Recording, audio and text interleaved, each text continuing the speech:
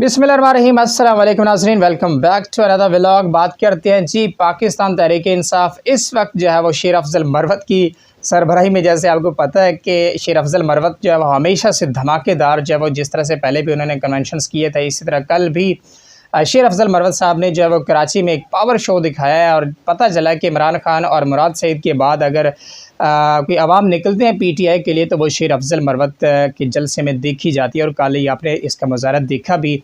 और बाद में ये पता चला कि पुलिस भी शेर अफजल मरवत को जो वो ढूंढने आई हुई थी वहाँ पे।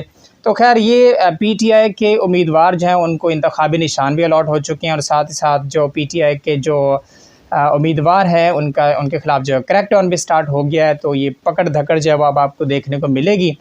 तो एक चीज़ तो ज़रूर है, चूँकि अब पीटीआई के जो उम्मीदवार हैं उनको इंतखाबी निशान चूँकि अलॉट हो चुके हैं, तो अब उनकी गिरफ़्तारियाँ अगर होंगी भी तो उनको कुछ ना कुछ जो है वो सिर्फ मकसद ये होगा कि उनको इलेक्शन की जो कैंपेन है, जो कन्वेंशंस हैं, कोई जलसे हैं, कोई इस तरह की जो रैलीज़ हैं, उनको रोकने का बेसिकली मकसद है। तो जितने भी कैंडिडेट्स हैं तो उनके ख़िलाफ़ जो है वो क्रैकडाउन तो अब लाज़मी देखने को मिलेगा। जिस तरह से आपने देखा भी, तो इसकी तो ज़िंदा मिसाल आपने देखी भी जब सुप्रीम कोर्ट में बल्ले के निशान के ख़िलाफ़ जो है वो समाअत चल रही थी। तो आपने देखा था कि चेयरमैन पीटीआई बैरिस्टर गौर के घर पर हमला, जब पाकिस्तान के चीफ जस्टिस काजी फ़ायज़ ईसा साहब के सामने बैठकर एक चेयरमैन पीटीआई के घर जो है वो सेफ़ नहीं, महफूज नहीं, तो आप किस तरह से कह सकते हैं कि जलसे जुलूस पर जो है वो क्रैकडाउन नहीं होगा? ज़रूर होगा। इसके साथ ही साथ दिलचस्प बात यह है कि जो पीटीआई के जो कैंडिडेट्स हैं उनको इंतखाबी निशान भी अलॉट होने का सिलसिला जो है वो आपने देखा कि वो सबको अलॉट हो गए हैं तकरीबन। तो उनके जो इंतखाबी निशान हैं वो बड़े दिलचस्प हैं और अजीब-व-गरीब भी हैं। तो कुछ को तो इंतखाबी निशान आपने देखा भी है कि बड़े अजीब-व-गरीब मिले, जैसे कि ज़ैन कुरैशी हैं, उनको जूते का निशान मिला, इसी तरह किसी को बैंगन का मिला, तो किसी को इस्त्री, किसी को स्टैंड, किसी को जो है वो क्रिकेट स्टैम्प। तो इस तरह की बड़े अजीब-व-गरीब भी कुछ हमने देखे कि इंतखाबी निशान जो है वो अलॉट किए जा रहे हैं। किसी को मीनार पाकिस्तान मिला। तो खैर ये एक डिसीजन था इलेक्शन कमीशन का, जो कि पीटीआई के जो कैंडिडेट्स हैं उनको ये चलो कुछ ना कुछ तो मिला। अगर बल्ला गया है तो पार्टी तो नहीं गई, पार्टी अभी बाकी, अभी सब कुछ गया नहीं है। वो कहते हैं ना, पार्टी तो अभी शुरू हुई, पार्टी तो अभी शुरू हुई है, अभी पार्टी ख़त्म नहीं हुई। इमरान खान लीडर जेल में बैठा, लेकिन उसके जो कारकुनान हैं, उसके जो कैंडिडेट्स हैं, उन्होंने भरपूर जो है वो कैंपेन शुरू कर दी। और अब देखना होगा कि किस तरह से सोशल मीडिया पर जो पीटीआई के जो कैंडिडेट्स हैं ख़ास तौर पर, वो किस तरह से अपने जो वर्कर्स हैं, जो कन्वेंशंस हैं, उनके ज़रिए किस तरह से जो इंतखाबी निशान है वो सबको आई के करके, या जिस तरह से भी उनका तरीक़ाकार होगा, वो सोशल मीडिया के प्लेटफॉर्म यूज़ करेंगे, फ़ेसबुक, ट्विटर, इंस्टाग्राम जो है वो किस तरह से यूज़ करते हो, सब तक वो पहुँचाते हैं कि कौन सा निशान किसका है। इसके लिए पीटीआई जो है वो मुतहरिक हो चुकी है। और बैरून मुल्क जो पाकिस्तानी हैं और इसी तरह अंदरूनी मुल्क पाकिस्तान के जो सोशल मीडिया कोऑर्डिनेशन हो रही है, तो जिससे पता चल रहा है कि कुछ इस तरह से मैकेनिज़्म, कुछ इस तरह की ऐप्स जो है वो वेबसाइट्स जो है वो तैयार हो रही हैं पीटीआई की जानिब से, जिसमें आपको पता चल सकेगा कि किस सूबे में, किस सिटी में, कौन से हल्के में पाकिस्तान तहरीक इंसाफ का जो कैंडिडेट है वो सूबाई असम्बली का है या कौमी असम्बली का है, और उसका मुतल्लिका जो इंतखाबी निशान है वो कौन सा है। कि इस हवाले से पीटीआई काफ़ी जो है वो एक्शन ले रही है।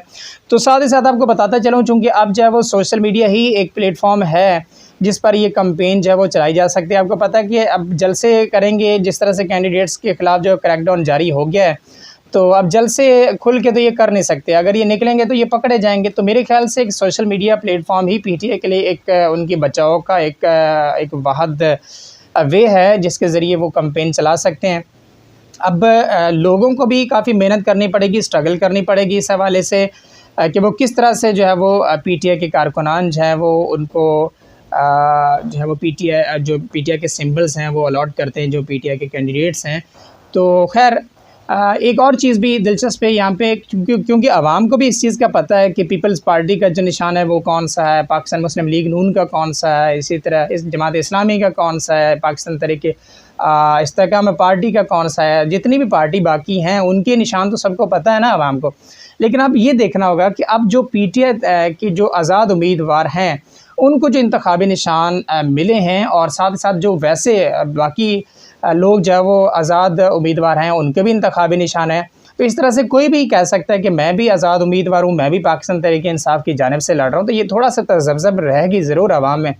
लेकिन इसी वजह से मेरे ख़्याल से पीटीआई ने एक बहुत अच्छा इक़दाम किया है कि अब उन्होंने एक ऐसा प्लेटफॉर्म, एक ऐसा मैकेनिज़्म जो है वो तैयार किया जा रहा है, जिसमें ऐप्स जो है वो मुतारफ़ हो रही हैं, जिसमें लोग जो है वो क्या करेंगे, अपने मुतलका हल्के से जो भी पीटीआई का कैंडिडेट होगा उसका नाम लिखेंगे और उसका जो इंतखाबी निशान है वो उसके सामने आ जाएगा। लेकिन फिर भी यहाँ पे एक इशू फिर भी ज़रूर रहेगा, क्योंकि सारे लोग तो पढ़े लिखे नहीं होते। कुछ ऐसे भी हमारे बुज़ुर्ग हैं, शहरी हैं, कुछ जो स्पेशली देहातों की अगर बात करें, वहाँ पे लोगों में इतना वो बेचारों में नहीं है, जो मोबाइल भी नहीं चला सकते, जिनको बटन वाला मोबाइल भी नहीं चलाना आता, तो वो किस तरह से सर्च करेंगे।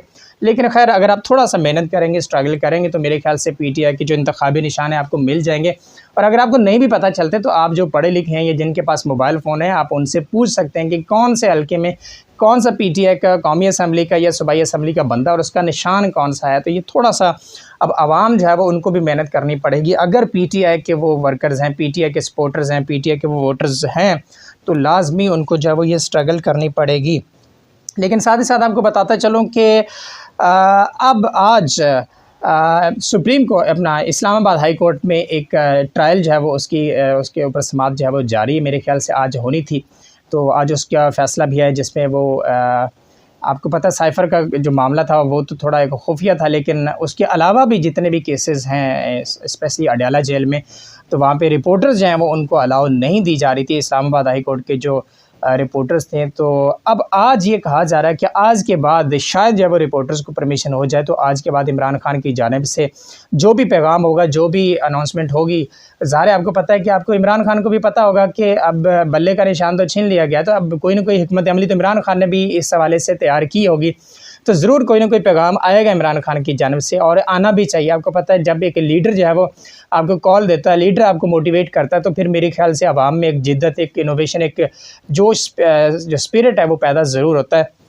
तो आज जो है वो कहा यह जा रहा है कि आज जो इस्लामाबाद हाई कोर्ट में नैब का केस, नैब ने जो सज़ा जो है वो बढ़ाई थी, अपना 10 साल की सज़ा की थी, अब उसको जो है वो उन्होंने चेंज करके 5 साल में कन्वर्ट किया था।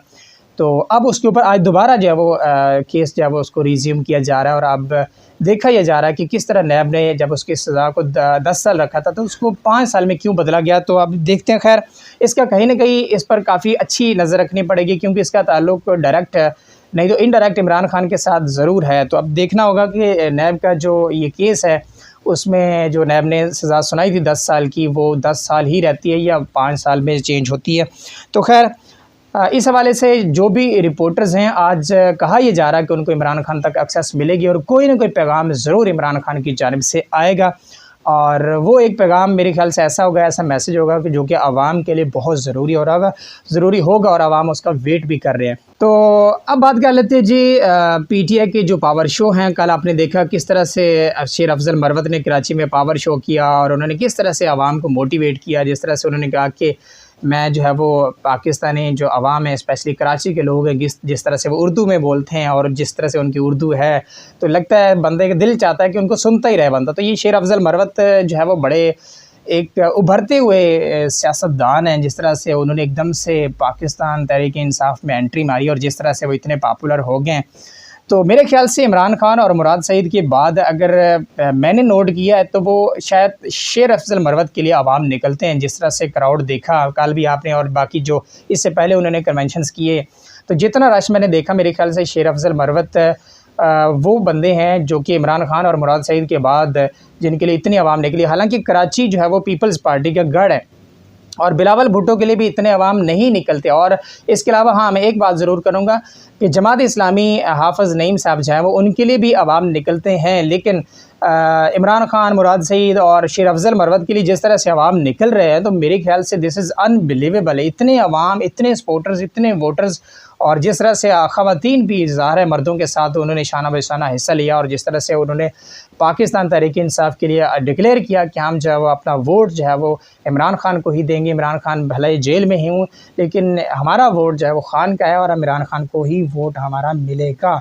तो खैर आपको पता है जी, थोड़ा सा हम बात कर लेते हैं सुप्रीम कोर्ट का जो फ़ैसला था, काजी फायज़ ईसा साहब ने जो फ़ैसला दिया था आपको पता है कि जिस तरह से काजी फ़ायज़ ईसा साहब ने बात को इतना जो है वो तूल दिया और 2 दिन तक कैंपेन चलती रही, तो मेरे ख़्याल से वो एक फ़ैसला नहीं था, मेरे ख़्याल से वो एक कैंपेन थी पीटीआई के लिए जो कि 2 दिन चलती और आवाम में इतना सस्पेंस पैदा हो गया था। यकीन माने आवाम वेट कर रहे थे, आवाम देख रहे थे कि यार काजी फ़ायज़ ईसा साहब कर क्या रहे हैं। और कहा यह जा रहा था इस्लामाबाद हाई कोर्ट के जो सुप्रीम कोर्ट के जो रिपोर्टर्स थे उनके मुताबिक और इलेक्शन कमीशन के जो रिपोर्टर्स थे, कहा यह जा रहा था राय के मुताबिक, वो रिपोर्टर्स भी ये कह रहे थे कि शायद सुप्रीम कोर्ट की जानिब से फ़ैसला जो आएगा वो बल्ले के हक़ में ही आएगा, यानी बल्ला बहाल होगा। लेकिन शायद ये होगा कि जब इलेक्शन कमीशन में कागज़ात नामज़दगी का टाइम गुजर जाएगा तो देन बल्ले का जो निशान है वो ज़रूर पीटीआई को मिलेगा। लेकिन जब ये फ़ैसला आया तो बड़े बड़े जो रिपोर्टर्स थे, बड़े बड़े जो तजिया निकार थे, खा वो पीटीआई के थे, खा वो नून लीग को सपोर्ट करने वाले थे, जो भी तजियाकार थे, सब ने हैरत का जो है इजहार किया और सब ने ये कहा कि यार काजी फ़ायज़ ईसा साहब ने जो फ़ैसला दिया है बिल्कुल अनबिलीवेबल है और ये बिल्कुल सोच समझ से बाहर है। और सब यही सोच रहे थे कि शायद बल्ला बहाल ज़रूर होगा, लेकिन इलेक्शन कमीशन का जो कागज़ात नामज़दगी का जो टाइम था, जो पहले उन्होंने 7 बजे का टाइम था, दैन उन्होंने 9 बजे का किया, दैन 10:30 बजे का कर दिया।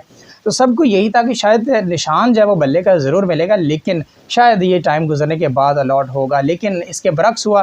खैर ये सुप्रीम कोर्ट का फ़ैसला था जी। इस हवाले से काफ़ी जो सुप्रीम कोर्ट के जो रिपोर्टर्स थे उन्होंने भी बड़ा हैरत का इज़हार किया, जिसमें अगर आप अदील सरफराज की बात करें तो बड़े अच्छे रिपोर्टर हैं। इसी तरह हसनात मलिक जो है वो एक्सप्रेस ट्रिब्यून के बहुत अच्छे रिपोर्टर्स हैं। इसी तरह इलेक्शन कमीशन और सुप्रीम कोर्ट के रिपोर्टर की अगर बात करें तो फ़हीम अख्तर मलिक जो है रिपोर्टर वगैरह, तो उन्होंने भी बहुत जो है वो हैरत का इज़हार किया कि सुप्रीम कोर्ट का फ़ैसला बिल्कुल अनबिलीवेबल है। तो खैर ये रिपोर्टर की बात एक साइड पे है, चूँकि वो सारा दिन सुप्रीम कोर्ट के फ़ैसले देखते हैं इधर उधर, तो उनके मुताबिक उनको यही था कि काजी साहब जो है वो फ़ैसला पीटीआई के हक़ में देंगे, लेकिन खैर वो ये डिले करके देंगे फ़ैसला। तो देखा ये जा रहा है कि अब जो सिचुएशन है इसको 2018 के पाकिस्तान मुस्लिम लीग नून के साथ जो है वो कंपेयर किया जा रहा है। कुछ लोग इसको तज्ज़ियाकार भी, एनालिस्ट भी इसको कंपेयर कर रहे हैं कि जिस तरह से 2018 में पाकिस्तान मुस्लिम लीग नून के साथ हुआ था, उनसे नवाज़ शरीफ को जो ताहयात नाअहल कर दिया गया था, और अब सेम सिचुएशन वही है। तो बिल्कुल ऐसे सिचुएशन नहीं है मेरे ख़्याल से जिस तरह से अब पीटीआई के साथ हुआ है। एन इलेक्शन से पहले बल्ले का निशान छीन लेना, और देन पीटीआई के जो कारकुनान हैं जब आप काजी फ़ायज़ ईसा साहब के पास बैठे हों, उनके सामने बैठे हों रोस्टम पे चीफ जस्टिस ऑफ पाकिस्तान के सामने, और आपकी घर पर रेड हो जाए, तो फिर मेरे ख़्याल से ये वो सिचुएशन नहीं है 2018 वाली। वो तो नवाज़ शरीफ साहब इलेक्शन से नाअहल हुए थे ना, लेकिन ये गिरफ़्तारियाँ और इस तरह की ये सिचुएशन नहीं थी जिस तरह से अब सिचुएशन हो रही है, और जिस तरह से अब जो है वो गिरफ़्तारियाँ भी हो रही हैं और कैंपेन भी नहीं चलाने दी जा रही है। और फ़ंड रेजिंग जो हुई पीटीआई की वो सिर्फ 10 करोड़ रुपए थी, तो 10 करोड़ से इतनी मेरे ख़्याल से वो सोशल मीडिया कैंपेन भी नहीं हो पाएगी। तो मेरे ख़्याल से ये पीटीआई के लिए एक कड़ा इम्तहान है, एक टफ़ टाइम है। तो अब आवाम को जो है वो थोड़ा अलर्ट होना पड़ेगा, जो पीटीआई के वोटर्स हैं, सपोर्टर्स हैं, उनको जो है वो देखना पड़ेगा कि वो किस तरह से पीटीआई को सपोर्ट करते हैं, और ख़ास तौर पर जो आज़ाद उम्मीदवारों को इंतखाबी निशान मिले हैं और जो वैसे नॉर्मल आज़ाद उम्मीदवार हैं जो वैसे पीटीआई के नहीं हैं, तो अब उनके दरमियान में थोड़ा सा ये तज़ब्ज़ब हो सकती है कि कोई भी कह सकता है कि मैं भी पीटीआई का हूँ। तो इस हवाले से जो है वो आपने केयरफुल रहना है। इस हवाले से आपने जिसको भी वोट देना है, वोट पाकिस्तानी आवाम का हक़ है, हर बंदे का हक़ है, वोट कास्ट करना होगा, लेकिन ये देखना होगा कि आपने वोट का सही हक़ किस सही बंदे को देना है जो कि पाकिस्तान के मुस्तक़बिल के लिए सही बंदा होगा। आपने ये नहीं देखना कि ये इमरान खान है, आपने ये नहीं देखना कि ये नवाज़ शरीफ, आपने ये नहीं देखना कि ये तहरीक लब्बैक है, ये आपने ये नहीं देखना कि ये सिराजुल हक़ है। आपने वो बंदा अपनी मर्ज़ी से चुनना है जो आपको लगता है कि यार ये सही, इसका डिज़र्विंग पर्सन है, और ये वो बंदा है जो कि पाकिस्तान की बका के लिए, पाकिस्तान की जंग के लिए और इस्लाम की बका के लिए, ये बंदा हमारे मुस्तक़बिल के लिए, पाकिस्तान के लिए चाहे वो अच्छा है। तो इस हवाले से कमेंट सेक्शन में जाइए और आप भी अपनी राय के इज़हार कमेंट सेक्शन में दीजिए, जो आप समझते हैं, जो आप सोचते हैं। मज़ीद वीडियोस देखने के लिए हमारे चैनल एमवी पाकिस्तान के साथ जुड़े रहिए और चैनल को सब्सक्राइब ज़रूर कर लिए। अनटिल नेक्स्ट टाइम मुझे इजाज़त दीजिए, देखते रहिए एमवी पाकिस्तान। अल्लाह हाफ़िज़।